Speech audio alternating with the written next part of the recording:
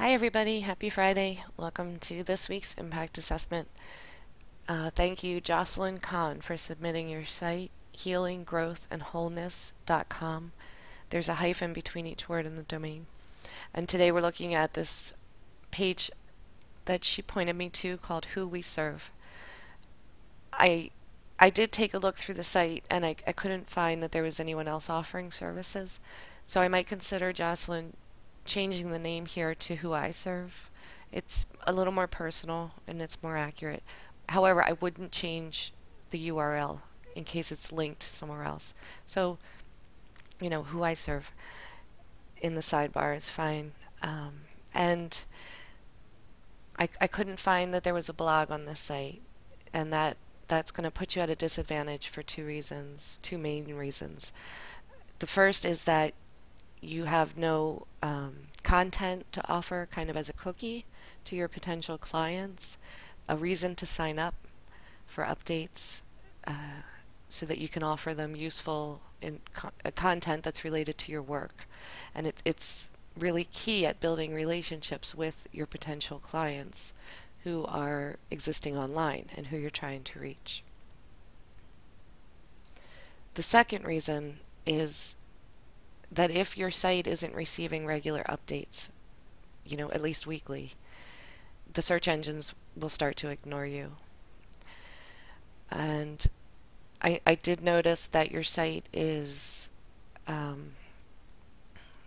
Site Build It site, SBI, right?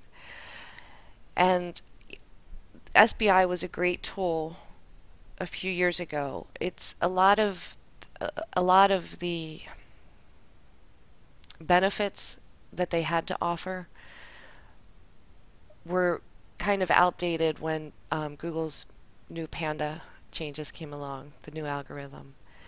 So if you're open to it, I might consider moving your site to a WordPress site and perhaps changing the domain so that it doesn't have those hyphens in it, because search engines will consider that a little spammy now. So these are some overall kind of logistical things to think about, right? There's no sign up form on the page, and there are no social media icons where people can connect with you on social media. So those are two things, a sign up form on every page, and some way to connect with you outside of the blog or site. Okay, so as far as the copy goes, this page is explaining what types of people Jocelyn works with and who she wants to work with. There's a conflict in the tense here where it says here are some common issues that have brought people to this work, and then it moves to the second tense where you start talking about you have developed and you long for. So I would resolve that conflict between the tenses there. And I'm just going to read this first one here. You have developed a chronic illness that has left you feeling bereft of your life as you knew it. You feel like you have been abandoned, wandering in a foreign country you cannot adjust to, desperately homesick for your own old life. There's nothing to be done about it. This is just the way it is now. You would love to be one of those people who find real meaning in a new wholeness through your suffering, but cannot bear to read one more pat cliché. An inescapable heaviness has settled over your life. Jocelyn, I'm a little depressed right now after I read that. And it actually goes on to list several more pain points that people who want to work with Jocelyn might be experiencing. Pain points can be effective, but if they're overused or presented in kind of a dark, negative way, they're going to turn your people away. There's a way to discuss this without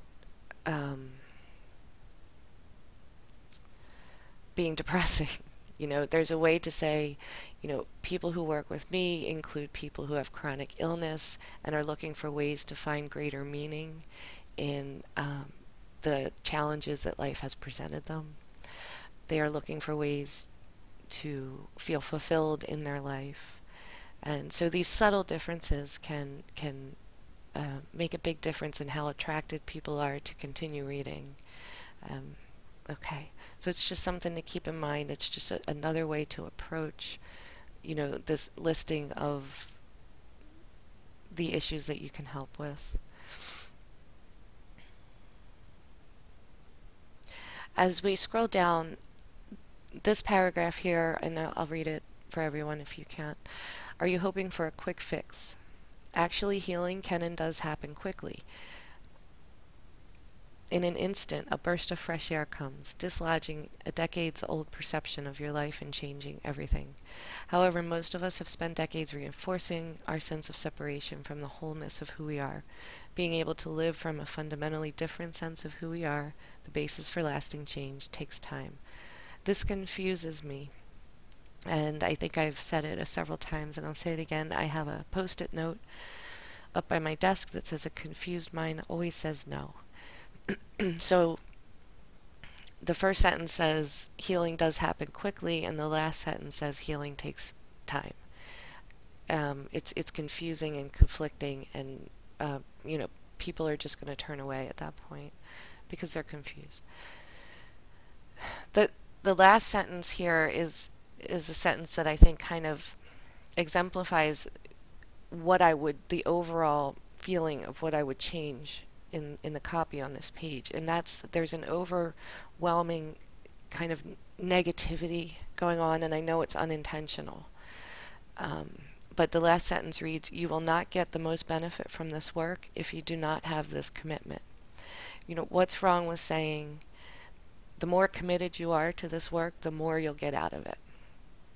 There's a lot of nots and no's and shoulds implied. So I would step away from this and then come to it as a first-time visitor. Try and pretend that you put yourself in the place of someone who has never been, who isn't familiar with your work at all. And what is the message that your copy is speaking to within them? And maybe start to try and move towards a positive spin on what you're communicating. Okay. Thank you again, Jocelyn. Excuse me. I really appreciate you submitting your site. It's great. It's a great site. I do encourage everyone to go check it out. healinggrowthandwholeness.com with hyphens again between every word. And I'll see you next week. Have a great weekend. Bye, guys.